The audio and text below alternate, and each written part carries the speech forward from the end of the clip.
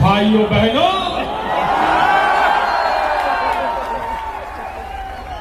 मेरे देश के युवा, भारत का भविष्य, मेरे भारत मां के लाल, इस प्रकार से जंतर मंतर पर प्रोटेस्ट करते देखता हूं तो मुझे पीड़ा होती है। भाइयों बहनों, जिस प्रकार से आप लोगों पर आंसू गैस का गोला छोड़ा गया, मुझे पूरा भरोसा है कि आंसू आपकी आंख से ही नहीं बल्कि आपकी वीडियो देख करके पूरे हिंदुस्तान की आंखों से आ रहे थे। भाइयों बहनों, मैं अगर सत्ता में होता, मैं सत्ता में रहा हूं, मुझे पता है कैसे क्या होता है।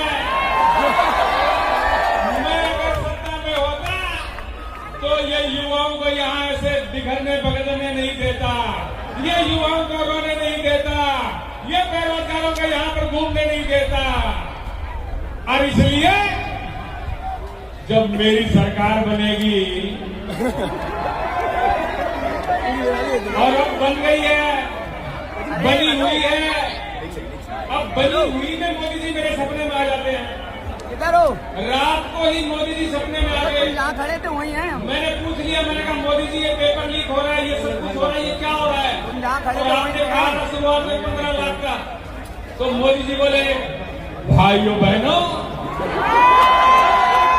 मैंने कहा था जब मैं पीएम बनूंगा तो सबके खाते में 15-15 लाख रुपए आएंगे।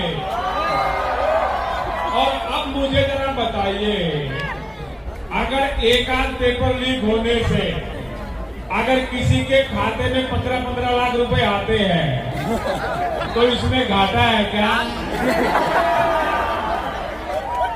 एक आध का तो फायदा है लेकिन घाटा हमारा सबका है। और दोस्तों, मैं इतना ही कहूंगा कि जितने दिन से आप लगे हुए हो, बहुत लोगों को ये उम्मीद भी नहीं थी कि इतने दिन ये चलेगा, लेकिन हम लोगों की एकता और संयम से, शांति से ये इतने दिन निकले हैं। और साथियों, जब तक जीत हासिल नहीं होती हमें और डटे रहना है। भारत माता की जय, भारत माता की जय। तो दोस्तों, इसी